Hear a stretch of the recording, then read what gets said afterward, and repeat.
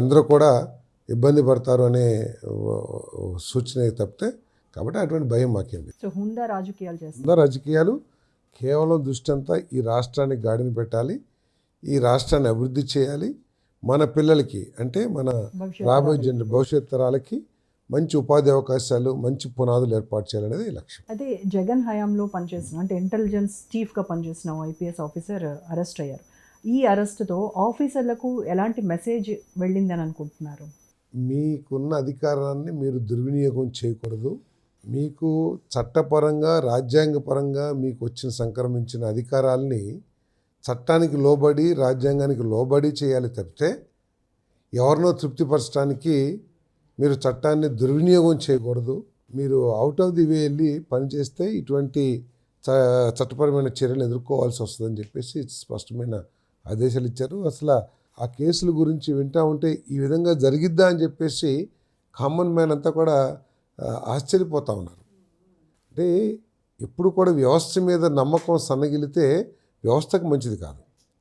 So ఇప్పుడు కోట్లాది మంది చట్టాలని గౌరవిస్తారు, అదేవిధంగా వ్యవస్థల్ని గౌరవిస్తారు, ప్రభుత్వ వ్యవస్థల్ని. సో ప్రభుత్వంలో ఉన్నోళ్ళనే వ్యవస్థల్ని ఈ విధంగా నీరుగారుస్తున్నారంటే రేపటి రోజు ఎటువంటి పరిస్థితులు ఉత్పన్నమవుతాయి కూడా ఒకసారి ఆలోచించాల్సిన అవసరం ఉంది. కాబట్టి అధికారులకి ఒక స్పష్టమైన క్లియరెన్స్ ఇదేంటంటే చట్టానికి లోబడి, రాజ్యాంగానికి లోబడి, రూల్స్కి లోబడి మాత్రమే పనిచేయాలి. తమకు సంక్రమించిన అధికారాలని చట్టపరంగా, రాజ్యాంగపరంగా సంక్రమించిన అధికారాన్ని దుర్వినియోగం చేయకూడదు అనేది స్పష్టమైన. సో బియాండ్ దట్ వెళ్తే మాత్రం ఉపేక్షించేది లేదు. ఎవరు కాదు, ఎవరున్నా కూడా చట్టం ఉపేక్షించదు. అయితే ఇప్పుడు సోషల్ మీడియాలో రాజకీయ నాయకులతో పాటు వాళ్ళ కుటుంబంలో ఉన్నటువంటి మహిళలను కూడా ఒక నీచమైనటువంటి భాషతో ప్రచారం చేస్తూ ఇబ్బంది పెడుతున్నది మనం చూస్తూ ఉన్నాం. సో ఒక ఐఎన్పిఆర్ మినిస్టర్గా ఎలాంటి చట్టం రావాలి దీనిపైన అని మీరు అనుకుంటున్నారు?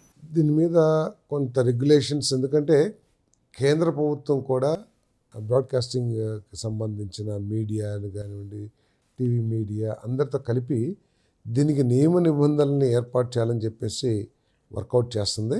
ఇది ఎవరైనా సరే సోషల్ మీడియాని వార్తల్ని ఫాస్ట్గా చేరవేయటానికి, వాస్తవాలను ప్రజల దగ్గర తీసుకెళ్ళటానికి, అవకాశాలని, ఉపయోగాల్ని ప్రజల దగ్గర తీసుకెళ్ళటానికి ఉపయోగించాలి తప్పితే ఈ విధంగా వ్యక్తిగత దూషణలు, సంబంధం లేని మనుషుల్ని క్యారెక్టర్ అసోసియేషన్కి వాడటం అనేది చాలా తీవ్రమైన ఖండించదగ్గ చర్య. మరి మా ప్రభుత్వం చంద్రబాబు నాయుడు గారి ప్రభుత్వం ఇటువంటి వాళ్ళ మీద కఠినమైన చర్యలు తీసుకుంటుంది.